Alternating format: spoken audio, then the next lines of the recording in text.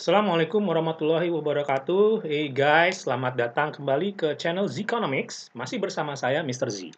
Oke, kali ini kita akan membahas materi tentang manajemen. Nah, pasti banyak yang sudah pernah mendengar istilah dari manajemen ya. Jadi, saya yakin di antara kalian pasti sudah mendengar istilah yang namanya manajer, kemudian manajemen keuangan, manajemen marketing, dan sebagainya. Tapi mungkin masih bingung sebenarnya manajemen itu apa sih? Ya kan? Apa sih gunanya manajemen kan gitu? Yang pasti ya dalam setiap, kegiatan, baik itu bisnis, organisasi, atau apapun, itu tidak bisa dipisahkan dengan yang namanya manajemen. Kenapa? Karena hanya dengan manajemen, kita bisa mencapai tujuan yang kita inginkan. Ya, jadi dengan ilmu manajemen, kita bisa mencapai tujuan yang kita inginkan. Oke? Nah, sekarang mari kita lihat definisi dari manajemen itu sendiri.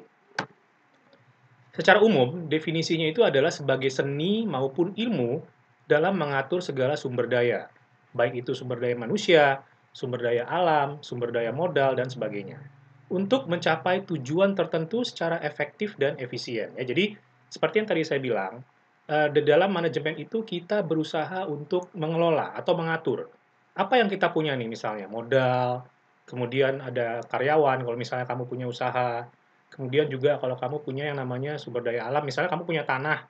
Nah, kamu bisa kelola. Untuk apa? Untuk mencapai tujuan tertentu secara efektif. Jadi contoh nih misalnya, kalau kamu punya salon. Nah, kamu pengen salon kamu itu berkembang pesat, pengen punya cabang misalnya di seluruh Indonesia ada puluhan. Nah, kamu harus bisa mengatur sumber daya yang kamu miliki, baik itu manusianya ya, tukang potongnya segala macam, kemudian modalnya, kemudian sumber daya alamnya, misalnya kamu punya tempat lokasi salon yang strategis. Nah, kamu bisa mengatur untuk mencapai cita-cita kamu tadi. Kemudian definisi manajemen menurut para ahli. Jadi di sini saya membagi definisi para ahli itu menjadi tiga yang paling umum digunakan. Yang pertama itu adalah Harold Kunz dan Shirley O'Donnell. Di dalam bukunya The Principles of Management, mereka mendefinisikan bahwa manajemen itu adalah cara untuk mencapai tujuan tertentu melalui kegiatan yang lain. Jadi agar contoh salon tadi, agar cabang salon kamu itu bisa memiliki cabang puluhan, maka kamu harus menggunakan ilmu manajemen untuk mewujudkan tujuan kamu tadi. Ya, baik itu mengatur keuangannya, mengatur sumber dayanya, dan sebagainya, seperti yang saya bilang tadi di awal. Kemudian, definisi menurut Henry Fayol. Di dalam bukunya General Industrial Management, beliau mengatakan bahwa manajemen itu adalah proses tertentu yang terdiri dari kegiatan merencanakan, mengorganisasikan, menggerakkan sumber daya manusia, dan mengandalkan pengendalian dalam rangka mencapai tujuannya. Jadi, ini seperti yang saya bilang tadi, bahwa kita itu tahap awalnya adalah mulai merencanakan. Apa yang harus kita lakukan nih agar salon kita bisa berkembang pesat? Nah, kamu harus rencanakan, oh, kita harus memberikan training ke karyawannya.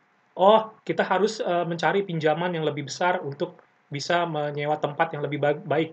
Nah, seperti itu gitu ya. Jadi mulai dari proses perencanaan, kemudian mengorganisasikannya gitu ya, menempatkan eh, apa prosedur-prosedur yang bisa diterapkan pada salon tersebut. Kemudian menggerakkan sumber daya manusianya. Jadi kamu harus menempatkan orang-orang yang tepat untuk mengelola salon kamu. Jadi kalau misalnya kamu pengen punya salon, cabang salon di mana-mana, kamu harus bisa mempercayakannya kepada orang yang tepat. Itu artinya kamu berusaha menggerakkan sumber daya manusianya agar dia bisa bekerja untuk mencapai tujuan yang telah kamu tetapkan. Ya, jadi seperti itu. Kemudian yang terakhir adalah menurut James A. F. Stoner. Manajemen itu sendiri adalah proses perencanaan, pengorganisasian, kepemimpinan, dan pengawasan kegiatan anggota, serta tujuan penggunaan organisasi yang sudah ditentukan. Nah, ini mirip dengan definisinya si Henry Fayol. Cuman di sini ada hal yang perlu saya garis bawahi adalah eh, menurut Stoner, kepemimpinan itu merupakan salah satu unsur vital di dalam manajemen ya. Jadi tanpa leadership atau kepemimpinan, sebuah organisasi tidak bisa berjalan sebagaimana mestinya. Tanpa kepemimpinan yang baik, sebuah organisasi tidak bisa mencapai tujuan yang telah ditetapkan. Jadi akan oleng. Ibarat kapal, kalau kapten kapalnya tidak tahu cara mengelola sumber daya yang ada di kapal, anak buahnya misalnya, kapal tersebut tidak akan bisa mencapai tujuan yang telah ditetapkan. Misalnya anak buahnya selalu konflik nih di dalam kapal. Nah, bagaimana mungkin dengan konflik tersebut kapal itu bisa mencapai tujuan? Kapten kapalnya tidak punya yang namanya kepemimpinan.